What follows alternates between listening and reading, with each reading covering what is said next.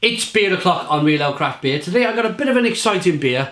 It's by Brussels Beer Project and it's a bottle of their Dark Sister coming in at 6.66% ABV and it's been described as a Belgian black IPA. Why am I excited by this beer?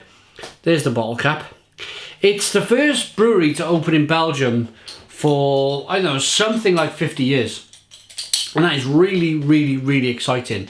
When I was in Belgium, little short of 2 years ago, there was talk of there used to be breweries everywhere in Brussels, the city, and they kind of just diminished and diminished and diminished. And the only people who were left in the city were Cantillon, but not anymore. As I was leaving in the August, I think this brewery opened up about 3 months later. So fantastic that Brussels got a brand new, kind of new-ish brewery in the city there. Let's get it out into a glass, see what we get. Woo! Look at that smoke on that. Fantastic, yeah? Right. Reason for all that smoke: if it's a Belgian black IPA, as it's been described, they've used Belgian yeast, and Belgian yeast is notoriously lively. 3 to 4 finger tan coloured head, jet black-ish beer in the glass. Do you know what? It's for me, without that head, if you forget the head and look at the beer, I don't know if this is just because it's a Belgian beer, but it's got the colour of a dark quad about it. Maybe it's just, you know, it's just me thinking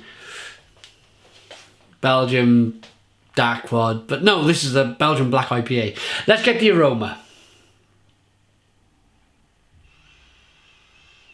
Oh my goodness me, wow, that smells fantastic. Wow.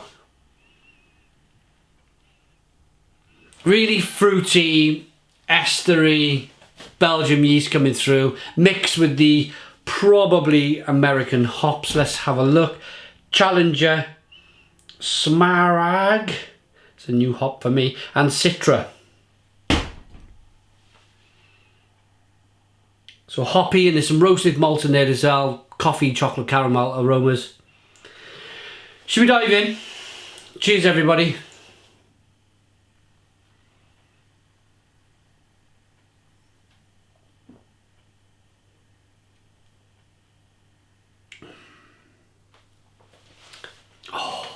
Oh.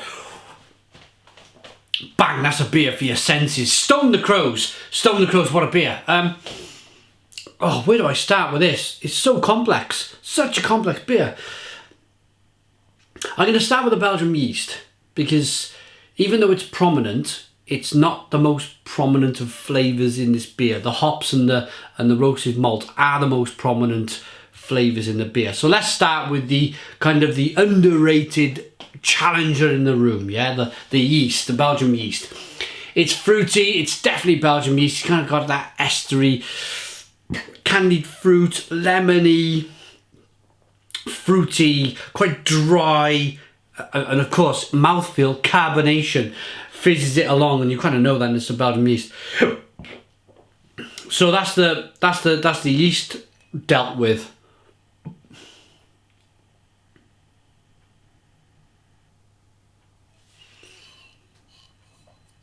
So lovely tickly carbonation, fruity estery. Then you get, for me, the roasted malt. It's coffee, chocolate, caramel, biscuity flavours coming through.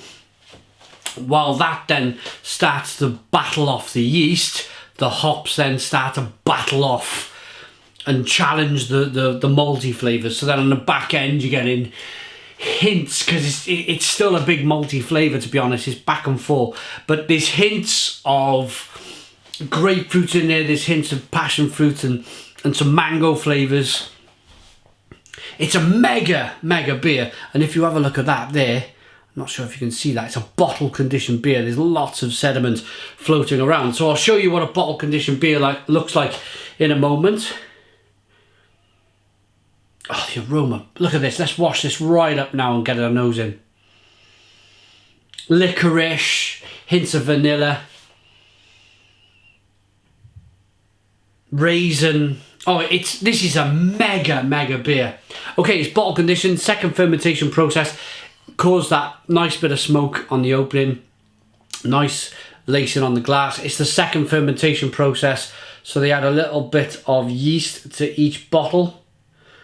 Some brewers might add a touch of sugar to help that fermentation go along, and what it does, it causes natural carbonation, and the little bit of sugar that's left in the bottle maybe gets eaten up by that yeast, and bang, that's what you get. So you get a little bit more of a darker, there's little bits and pieces floating around you can see in the bottle there, and it's slightly more hazy, looking even more like a Belgian quad.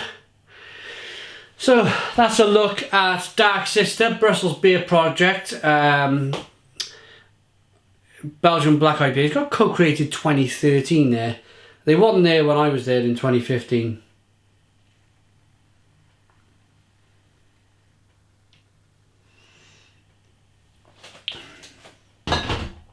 Oh, much more of a jam. Now I've added all that yeast, much more of a jammy, tarty flavour going on there in the beer. I'm going to rate this. I really like this. I like it for its complexity. After reviewing 3,300 and something beers, you get to know what an IPA is and a double IPA and stouts and porters and stuff. So something to excite, not that they don't excite, but something that's a little bit different always excites me a little bit more. So a Belgian Black IPA from Brussels Beer Project, it's a 9 out of 10. That's Dark Sister. 9 out of 10. Please put your comments in the comments box. Subscribe to our daily beer reviews. Give us a big fat thumbs up. Boom! And cheers.